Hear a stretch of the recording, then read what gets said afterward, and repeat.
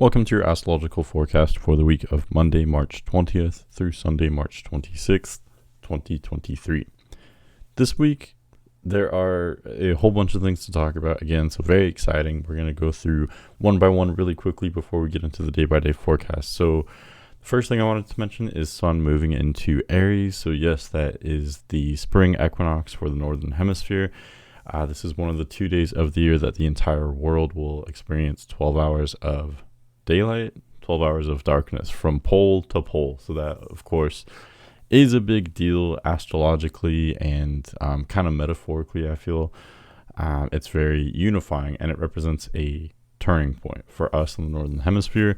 We are switching from, well, not only are we switching seasons, but we're also switching what zodiac sign the sun is in, of course. So switching from Pisces to Aries, that's a major change. Pisces is all about going within and kind of contemplating and kind of melting into your surroundings.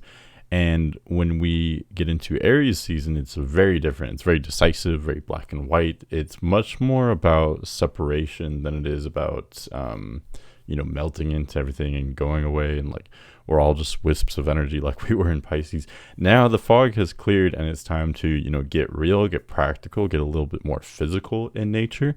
This is especially true because the planets are very much lining up.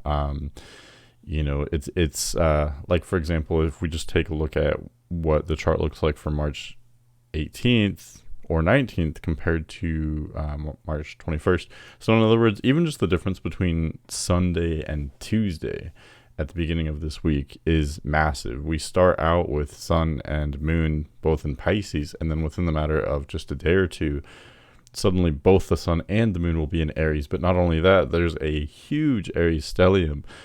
Jupiter, Chiron, Mercury, Sun, and Moon will all be in Aries at the same time this week. So that's a lot of Aries energy. Aries, of course, as you probably know, is the first sign of the zodiac. It's cardinal fire. It is the ultimate leader sign, pioneering, venturing forward. Let's start something. Let's take action. Let's initiate. Let's kind of just go out into the unknown. I think a big part of why Aries is so confident is because it represents what happens beyond completion. Pisces is the ultimate completion and end, but that's what leads to Aries. All the work that is done, that we have hopefully done during this strong Pisces season, all that kind of soul searching and contemplation is what is necessary in order to create the conditions ripe for the confidence of Aries. Does that make sense? So I don't think that's a coincidence. I think that's part of the function there. But yeah, we're going to experience a lot of fire, a lot of new energy, a very strong beginning phase. This is especially true because we will have the Aries New Moon this week as well, and it happens to be at 0 degrees Aries. We're going to talk more about that on the day that it falls on. But this is intense. I always say there are two different beginnings to each sign. One is when the sun enters that sign, and the other is when the new moon happens in that sign. It's very rare that you get both of those at the same time. But moon will enter Aries almost at the same time that the sun will. Technically, it's these events will be happening one day apart, but very, very close.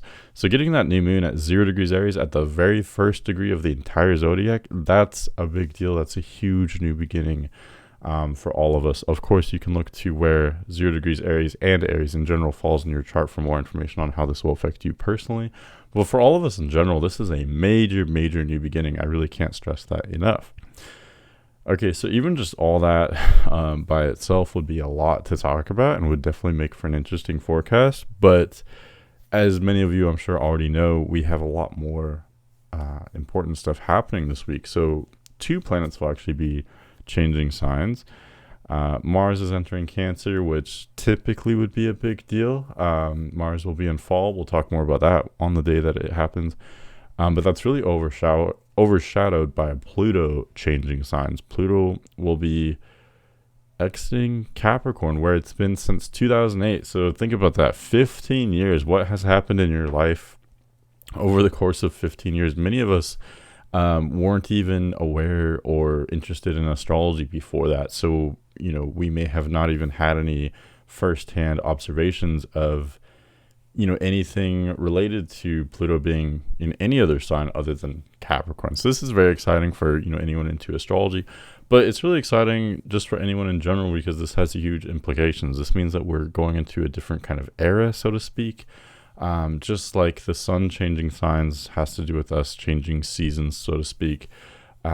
So too, that applies to all the planets as well. It may not apply to literally like weather and things like that, but it definitely applies to the themes that we experience. So Pluto switching from Capricorn to Aquarius.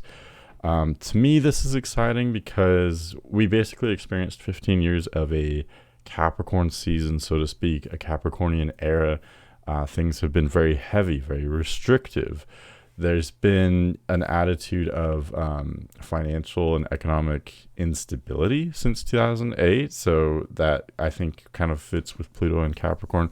Also, Pluto is the destroyer in many ways. It destroys what is not good and just, and it exposes a lot of corruption. So, for example, just to go back a little bit, from 1995 to 2008, when Pluto was in Sagittarius, because Sagittarius rules religion and things of that nature, there was a lot of corruption that was exposed within the church, the Catholic Church, as well as other churches as well. And church attendance dropped pretty dramatically during that period. You can look back to the other signs, and there's a pretty literal translation of corruption and destruction in the themes that are ruled by what sign Pluto is in. So from 2008 to now-ish, 2023, Pluto's been in Capricorn, so there has, of course, been, not only the financial instability and hardship, but also the corruption. I think we've all really realized at least part of the extent of the corruption in our society, in our hierarchies, our governments. I think, even the most mainstream of opinions, you don't have to be in the darkest parts of the internet, subscribing to conspiracy theories to believe that there's some kind of corruption in the government. I think, both sides of the political spectrum would agree that, we're at least aware of the darkness now, which I think we can at least be grateful for that, because we may have been a little bit more naive before this 15-year-long transit. So generally, a lot of really heavy stuff. Capricorn's a very heavy sign, very serious. So that's part of why I'm excited for Pluto to leave Capricorn and enter Aquarius. Aquarius in many ways does have a lot in common with Capricorn. Both of these signs are ruled by Saturn, so there is still that element of kind of constriction, restriction, heavy responsibility, commitment, things of that nature. So really having to face ourselves and think about future consequences. A lot of that still applies. The difference is Aquarius is a yang sign. It's masculine. It's an air sign. Things become much less heavy in Aquarius. So there's more room to breathe and to experiment. And that's where you get this other element, this other side of Aquarius that is more radical in nature. And I do think that this part of Aquarius is exaggerated by many modern astrologers through the Uranus connection and things of that nature.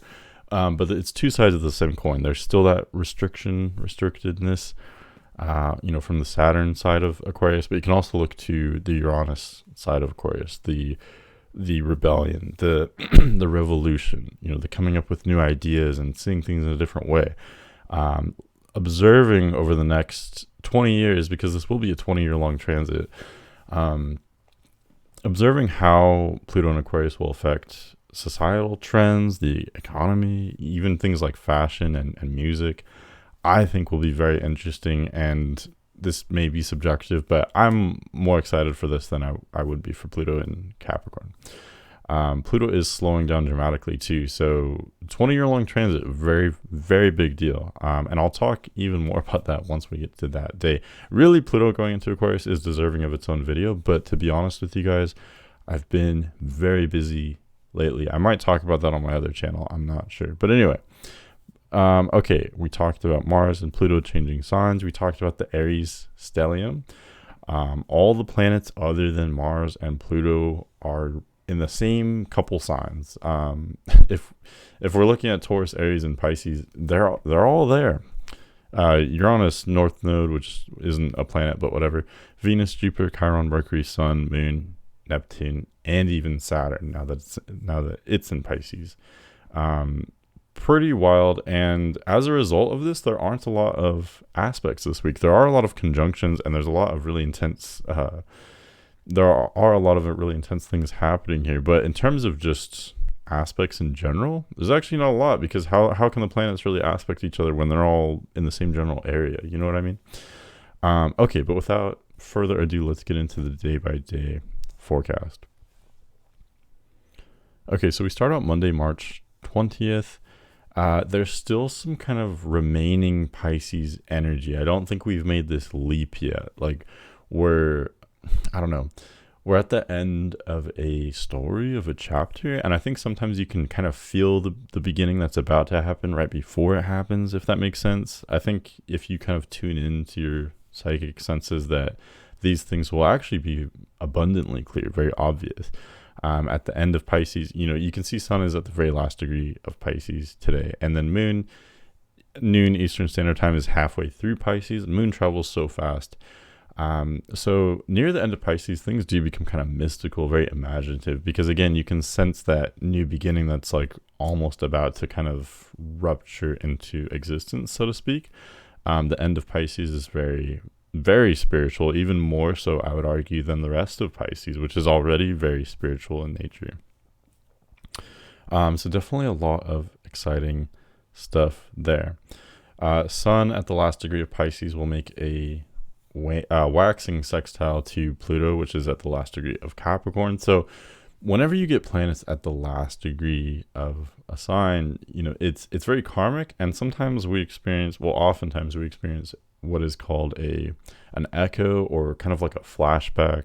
I always compare it to how some people who experience near-death experiences, they'll say that their life flashed before their eyes. The same thing happens when you conclude a phase or an era. Before you kind of graduate that class, so to speak, there will be a test, so to speak, that has, elements that you've previously covered, but in a much more condensed, kind of rapid way, if that makes sense.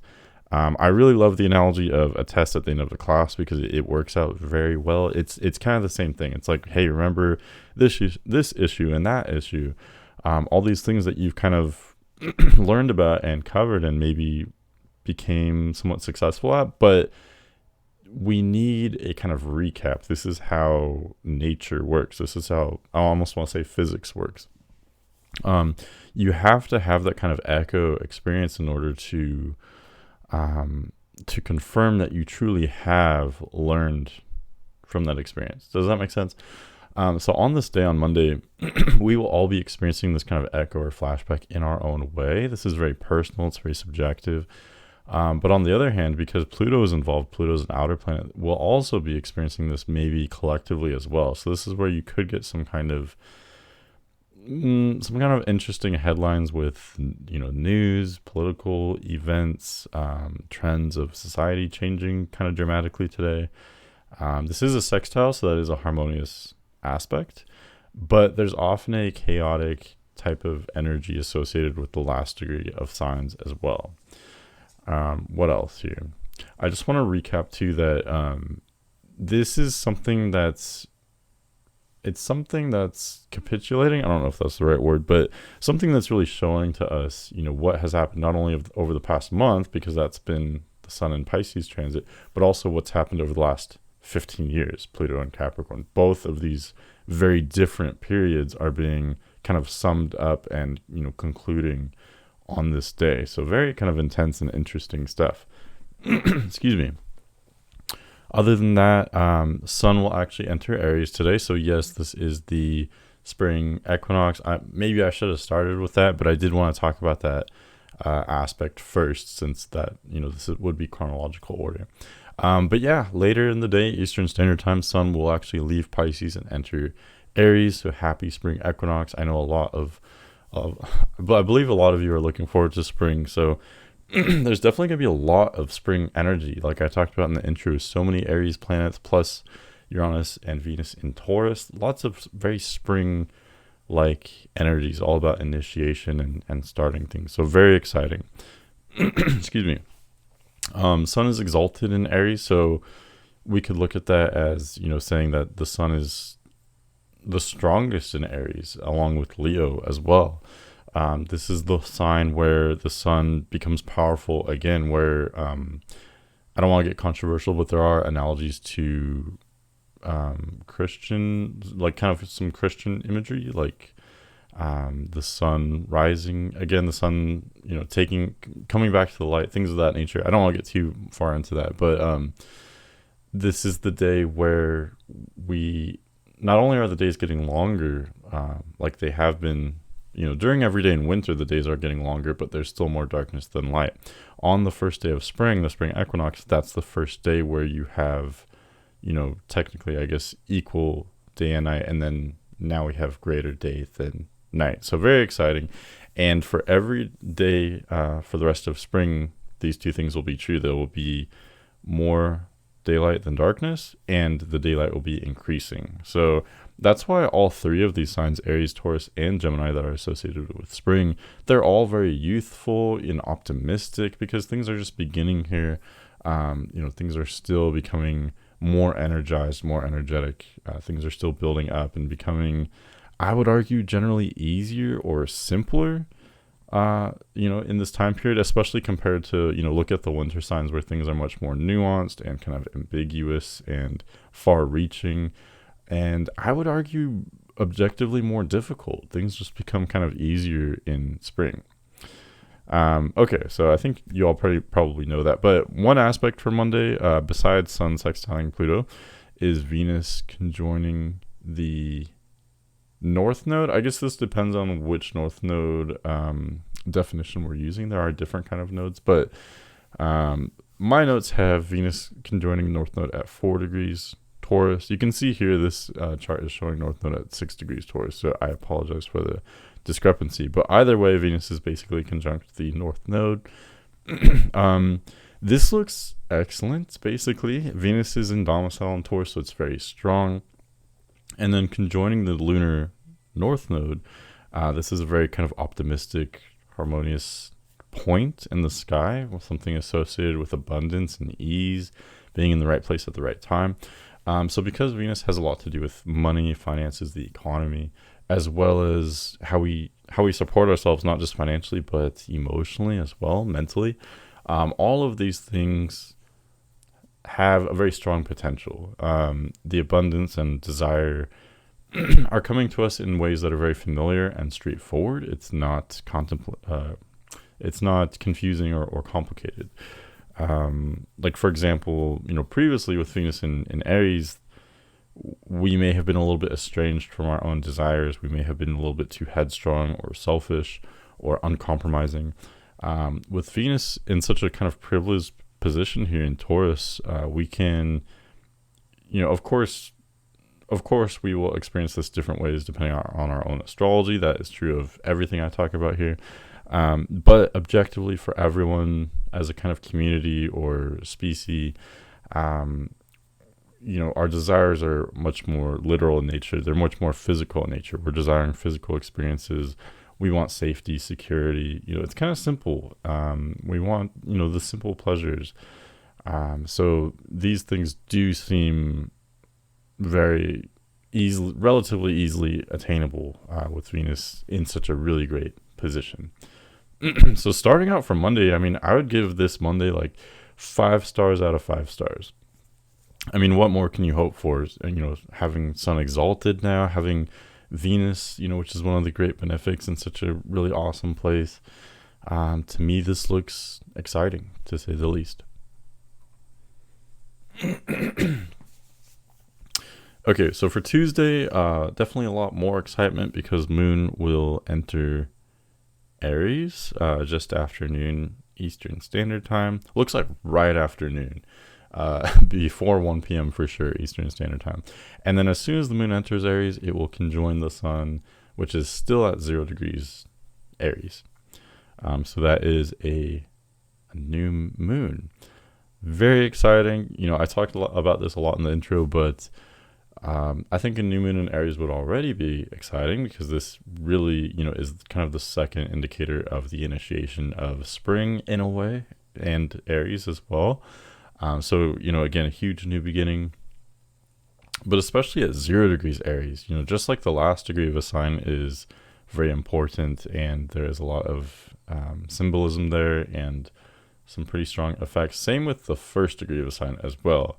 I think this is a lot easier to explain. It's much more readily tangible. The first degree of a sign is a beginning, especially in Aries, the first degree of the entire zodiac that begins not only Aries, but, the whole process here. This is culmination. This is rebirth. I think leading up to a point like this can be very difficult and depressing. I'm not sure why exactly. I think we just, the way our consciousness is, we just don't handle endings very well. But that kind of pressure that's put on at the end of a cycle is necessary for creating the conditions that will allow for this kind of rebirth and regeneration. So this is where we're kind of reborn again, so to speak. Individuals with strong Aries placements will feel this the most. Happy birthday, Aries, by the way. I forgot to say that earlier. But yeah, you will feel this very, very intensely. Anyone who has any, really any Aries placements, you can look to, of course, how that fits in your chart. But wherever you have Aries in your chart, that's where you'll be experiencing really a very strong new beginning. So especially people with sun, moon, rising in Aries, Aries season is always a new beginning for you, but especially this year. So many planets there, new moon at 0 degrees, very big deal. Let's see here, what else? And there was something else I wanted to talk about. New moon in Aries, 0 degrees. It'll come back to me later if it's important. But other than that, I did want to just say again, this is a huge shift from energies that we were experiencing just a couple days ago. Sun and moon in Pisces, even just 2 days ago, now they're both in Aries. Huge, huge, huge new beginning for sure.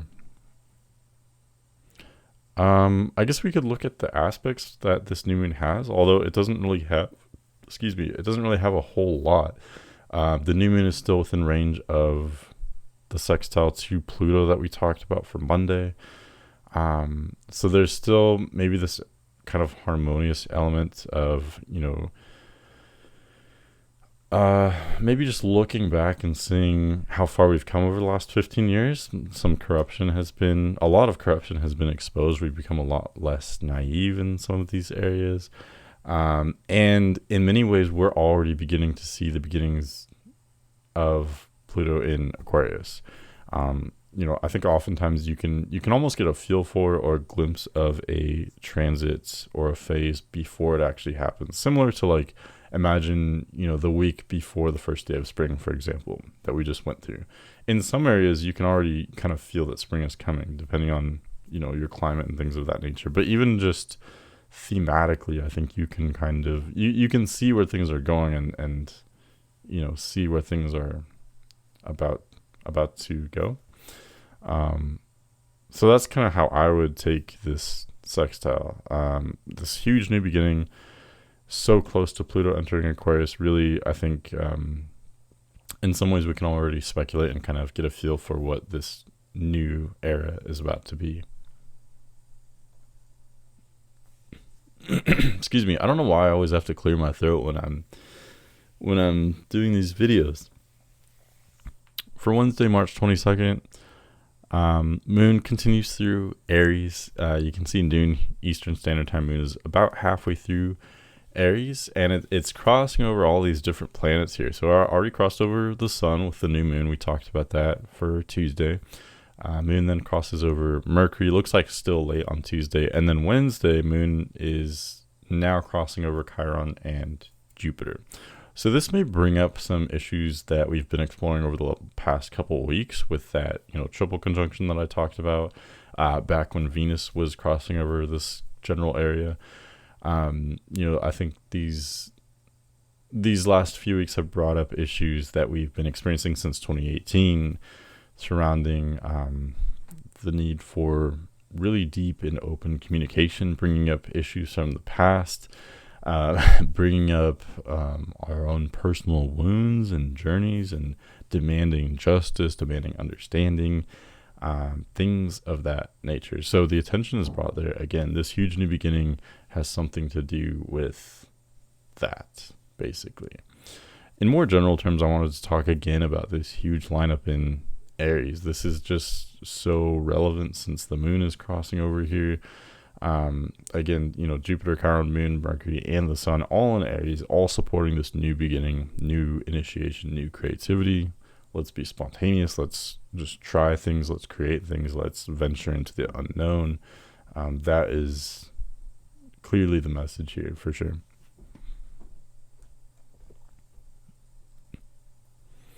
For Thursday, March 23rd, Moon continues through Aries, and then afternoon Eastern Standard Time, Moon will depart Aries and enter Taurus, where it is exalted. So this still continues a lot of spring vibes, initiation. Although, of course, once Moon enters Taurus, this does bring in some more kind of stabilizing, grounding energies. As much as I hype up Aries, it is really exciting when we have a lot of Aries energy. It's very, I don't know, it's really great in a lot of ways, but I think one of the I don't want to say lacking. Well, yeah, one of the more lacking sides of the sign of Aries is that it's really not a stable sign. It's great for initiation, great for beginnings.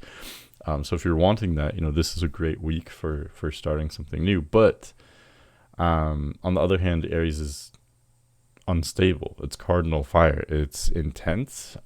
It's not necessarily built for creating things that are always long lasting, if that makes sense. So it does balance things out a little bit with Moon going through Taurus, bringing in some stabilizing, grounding energy. Let's not just begin things completely on a whim. Let's also take into account let's have foresight, basically, a little bit of wisdom to ensure that what we're beginning is necessary and practical. So combining Aries and Taurus, this is combining the grand, masculine with the grand feminine, having the initiation and drive of the masculine or fire element with the foresight and stability of the feminine or earth element. That's where you get kind of gold sometimes. That's where you can really create something valuable, creative, and long-lasting. Excuse me. I remember what I was going to say that I forgot. So I wanted to stress that new moons sometimes are... The day of a new moon is sometimes the day where something explosive happens. But I would say that more often than that, new moons are not necessarily the best time to start something. In this scenario, with so many planets in Aries, this may be an exception. This may be a really great time to start something. But in general, though, you don't physically tend to see a lot of beginnings or initiation on a new moon as much as you do the first quarter moon. The new moon is more a time of the real beginning of something. So conceiving an idea, it's conception. It's not childbirth, it's conception. It's not, it's not an invention being implemented and radically changing society. It's more the inventor in some kind of garage or office just coming up with an idea or figuring something out. Does that make sense? So the actual labor, so to speak, or the birth of whatever it is, that would happen on the first quarter part, 1/4 of the way through the cycle on the first quarter moon. In this case, 1 week after the new moon. So I just wanted to mention that. Like I said, I do think there are some situations where dramatic things can happen on a new moon, but overall, I would actually describe the new moon as the most peaceful part of the lunar cycle, especially compared to quarter or full moons. That's where you get a lot more action. Okay, but talking about Thursday though. So Thursday, moon does enter Taurus, so very stable energies there. We kind of covered that already. Pluto does leave Capricorn and enter Aquarius today. So I almost just want to pause and just take that in. You can see here Pluto's at 0 degrees and 0 minutes of Aquarius. It's very slow moving, very gradual, but it has technically entered Aquarius. This isn't the last we've seen of Pluto in Capricorn. Pluto will retrograde back into Capricorn later on this year, but we can enjoy a few months of Pluto in Aquarius, kind of a sneak peek, if you will. Pluto will enter Aquarius for the final time early next year, and it will stay in Aquarius from 2024 through 2044, a 20-year-long transit. Okay, so very exciting stuff. Because this is such an outer planet, it's so slow. It's not like you'll experience such a black and white shift on this day, on Thursday. It's not like switching a light on and, suddenly we're in Aquarius era and we were in Capricorn. It's a more gradual process. That's why I was saying that in some ways, even before Thursday, we're already beginning to see glimpses of the Pluto and Aquarius times, I guess you could say, but this will become all that much more strong once Pluto does really enter Aquarius. It's just a gradual process. So really the weeks surrounding this day is are where this transition is occurring. This transition has already been occurring and it will continue to occur.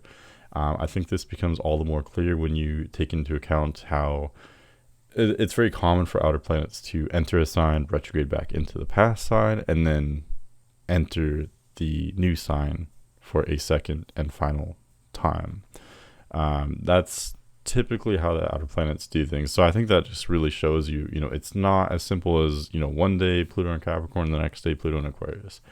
Our human minds would really prefer if it was that way. It'd be much simpler, but it's just not. It's like going from changing seasons, winter to spring, for example. It's not like you have it'd be very rare if you experience very wintry weather every single day up until the first day of spring, and then suddenly it's spring weather every day after that.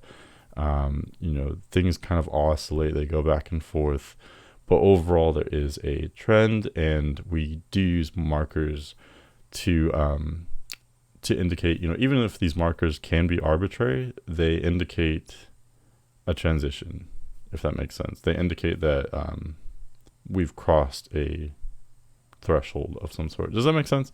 Hopefully I'm making sense now. But I don't want to diminish the significance of this ingression. Pluto in Aquarius, very exciting. I do think this is a huge marker for entering the age of Aquarius. I don't think this alone symbolizes the age of Aquarius. I don't think we're there yet, but I think this is part of what will become the setup for entering age of Aquarius, which is basically, to me, not to get into a huge rabbit hole here, but to me, I would sum it up as entering a phase of human history where things will undoubtedly become much more stable. Whether that stability is a blessing or a curse, we will find out. I'm an optimist here, but it's an age where we'll dive into the themes of Aquarius for thousands of years. So very, very interesting stuff. If you would like more information on Pluto and Aquarius, let me know in the comments if you're on YouTube. Or I don't know if I even have comments on these other platforms, but let me know, or you can always email me, manic.mercurian@gmail.com. I know that was really fast, but you can always look to the description for my information as well. Friday, March 24th, Moon crosses over Venus and Uranus. So this is bringing the focus to these planets in Taurus. I do think this is really beautiful, though, having Sun exalted in Aries. I would argue Mercury's in joy in Aries, just like Saturn is in joy in Pisces. Neptune's in domicile, sort of, in Pisces. What else? Jupiter's not in domicile in Aries, but I would argue that Jupiter's very strong in Aries, though. And then Venus is in domicile in Taurus, and Moon is exalted in Taurus. So this is one of the two times of the year where we often do get a lot of planets exalted or in domicile. This just means that spring, along with late summer, are the 2 times of the year where things just kind of line up. Things tend to be easy, beautiful, very simple, very straightforward. This doesn't mean that everything's going to be sunshine and rainbows for everyone. Think about, how many people there are in the world. Some people will have traumatic experiences during this time, and, everything in between. But, what this really means, though, is that things will be as simple as they're going to get. Things tend to be much more convoluted when you have planets in detriment or fall, excuse me. We tend to feel weird. We tend to feel like outsiders. Things feel more alien or, confusing. Here, everything is more simple. It's almost like, I associate these energies with, what do they call it? With very, like, simple color tones, like, red, blue, yellow, the purest forms of each color. Everything's kind of simple, rudimentary in some ways. But this simplicity is what allows us to be so confident and bold, and this is necessary for initiation. So very exciting stuff here for sure. Okay, I got a little sidetracked, but for Friday, it really just continues this overabundance of Aries and Taurus energy. Very confident energy, energy very focused on initiation, very optimistic energy, very energetic energy, for lack of a better word. So definitely exciting stuff. Again, you'll hear me say this 1,000 times. Look to where Aries and Taurus fall in your chart. Are they, in the 12th and 11th houses? Because then, this would be a huge ending for you. Are they in your 9th and 10th houses? Then you are super public. You're maybe working a lot, something like that. Does that make sense? Look to where this general area falls in your chart, because there's, for all of us in different ways, there's this huge spotlight in one area. I think for me, I think it would be 11th and 12th houses. So I think this would be an ending for me. So that's where there's another layer. For everyone as a whole, this is a huge new beginning. But depending on, where your placements fall, this could be an ending. This could be, a time to focus on your home and family or on your romantic relationship. It really just depends, where does this fall in your chart? Okay, so for Saturday, March 25th, we have 2 ingressions today. So very late in the day, Eastern Standard Time, late in the evening, Moon will leave Taurus and enter Gemini. Moon, this neck of the woods in general is very easy for the Moon. Moon's exalted in Taurus. I would say Moon is in joy in Gemini. So these are fun, kind of easy placements. This shows that we have a really good shot collectively at being emotionally comfortable. This was especially true in Taurus, but even with Moon in Gemini, this is a kind of light, breezy, relatively detached sign for the Moon to be in. So this allows us to explore a lot of nuance and intuition, like the Moon likes to do, like our emotional core selves like to do, but in a way that's not so heavy. We don't have to be burdened by really heavy emotions like we do when the Moon is transiting other signs. So Moon in Gemini, kind of easy and fun. I know there are mixed feelings about Gemini, and I would argue that Gemini is the sign that the most planets as a whole do the worst in, if that makes sense. But Moon does great there. So that's definitely good stuff. Other than that, Mars changes signs as well. So you can see here, noon Eastern Standard Time, Mars is already at 0 degrees Cancer, where it is in fall. I did want to mention too, we're talking about all these domicile and exalted planets, of which there are many. There are some planets in their fall positions though too. So, clearly today now we have Mars in fall, debilitated in Cancer, but it's not the only one. Uranus is in fall in Taurus, and this is not consensus, but I would argue that Pluto is in fall in Aquarius. I would argue Pluto is exalted in Leo, and we're not even going to go into exactly why I think that it's true. I can do that in another video if you would like, but I do think that's interesting that as a whole the focus is exalted. It's domicile. It's, let's be let's be more mainstream. Let's bind together. Let's be a little bit more simplistic. Let's be confident, things of that nature. But then there are these couple other planets showing that, that's not the entire story.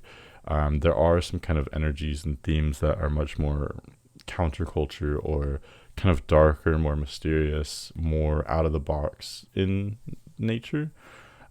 So for example, Mars into Cancer. Mars is debilitating in Cancer because Mars is the warrior energy. It's what we fight for. It's how we fight. In Cancer, that shows that it's bringing this fighting energy to domestic issues. Cancer, which represents the home and family. Typically not the area that we want to be fighting. If anything, that's the least, that's the area we least want to be fighting. That's the area that is safe, comfortable, and secure, where you go to rest, not to fight. That's the one area that you can be emotionally vulnerable, at least ideally. Opposite that in Capricorn, that's the outer world. That's where you are supposed to fight. That's where Mars is exalted. Does that make sense? A different way of looking at it would be, Mars is how we fight. If it's in Cancer, we fight with emotion. So that can get very tricky. That can be advantageous if we are using emotion to motivate us. That could be powerful. But on the other hand, emotion can cloud your judgment, especially with issues related to Mars, like being ambitious, taking initiative, taking, calculated risks. This can be very dicey if you're using a very emotional lens with these things, I would argue. So that's where, Mars and Cancer, as a whole, our drive, our ambitions, things of that nature may become a little bit more subdued or less clear in nature. But overall, we've still got a great chart. It is very lopsided, very intense. I don't want to mention too, whenever the planets line up in one area, because that's, how do I put this? Because it's putting so much focus on one area, that intensifies things dramatically. So depending on how Aries and Taurus fall in your chart, this period may be either really great for you or really awful. It's very polarizing. It just depends on how it falls in your chart. But, depending on the aspects that these planets make and these stelliums, that's where you get more intense experiences in general, because it's less likely that you're going to be experiencing a mix of easy and difficult aspects. It's more likely that you're going to experience either a lot of easy aspects right now or a lot of difficult aspects. That's actually really important. I should have talked about that in the intro, but you know me, I don't really edit my videos. So, okay, going to Sunday, March 26th. This is a relatively quiet day. I think we're still in the midst of a very exciting new beginning. There's a lot of action happening right now. Whenever there is like anything close to a quiet day, I have to explain that, this is relative. We're in a very exciting time, very intense time. I think that's pretty obvious to everyone. And this is, when I say that, I mean in a long-term way as well as in a short-term way as well. These are intense times for sure.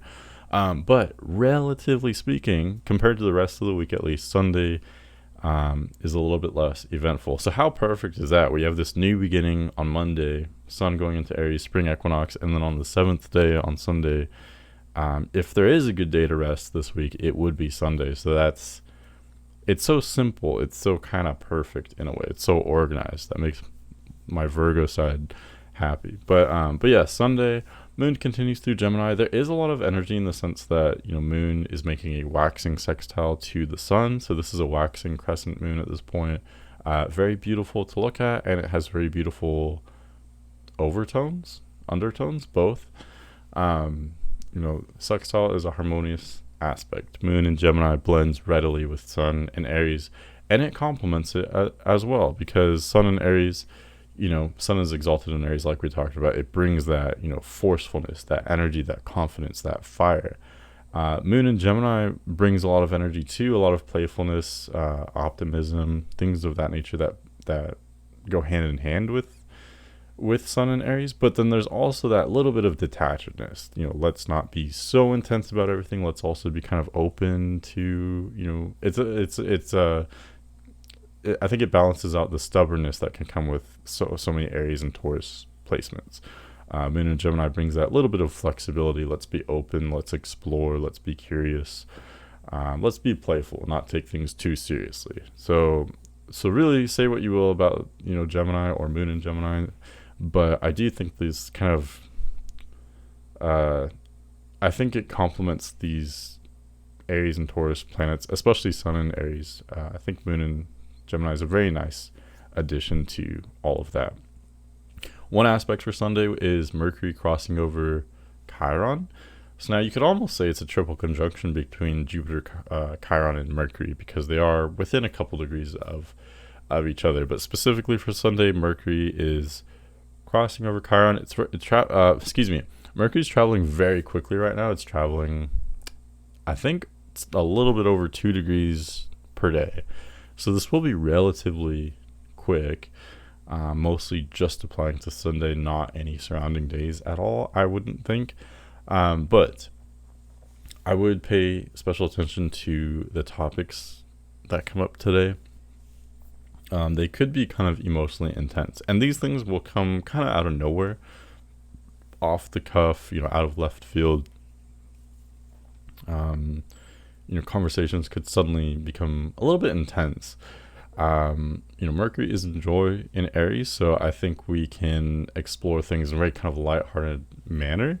But there's such a strong aura of exploration that sometimes we may venture into intense places, intellectually speaking. So we may bring up issues that are kind of hard to deal with, issues about the past, our personal journeys or traumas that we've experienced, wanting understanding from others, things of that nature. A lot of this kind of therapeutic or psychological stuff, for lack of a better word. These conversations may come up. So on the one hand, this could be a day where some kind of risky topics come up, or people may be offended. There may be some kind of confrontational situations. But on the other hand, if sometimes you have to approach delicate things in a strong manner, otherwise you may not be taken seriously. But I do think that there's a lot of risk that comes with this, and that it does have to be done in the right way. This is another reason why I think Moon in Gemini is a great addition, because it shows that the focus isn't just on the individual. So for example, if we just only had all these Aries planets and nothing else, we would all be focused on ourselves, which is good. It's good to focus on what yourself, your boundaries, your wants. But if that's all anyone is focusing on, then how can we ever listen to one another? If we're all demanding to be heard, then who will listen, I guess? So I do think it's nice Moon and Gemini is there. It's saying that we are open to others. We're open for conversation. So if it's done in the right way, this could be a really great day for, being transparent, bringing, something up to the surface, being open, having some potentially really beautiful conversations. But again, things could go south really quick too. So just kind of be careful with all of that. Okay, that's what I have for you this week. I know this is a somewhat long forecast. My last one was long too. There's been a lot of stuff going on, but I'm actually kind of proud of myself because there was just so much going on this week. So doing that in less than an hour, I'm happy with that. Stay tuned again next week, because we do have a first quarter moon in Cancer, and this is the one first quarter moon out of all of them throughout the entire year that I pay attention to every single year, that I look forward to every year, because it is extremely volatile. I don't want to be completely grim though, so on the plus side, this would be one of the best days to start something. If you want that kind of chaotic energy to really push something through, this, like I talked about earlier, this is the energy of labor more so. It's not conception. We're actually giving birth now, so to speak. It's chaotic, it's messy, but this will be necessary for really starting something new.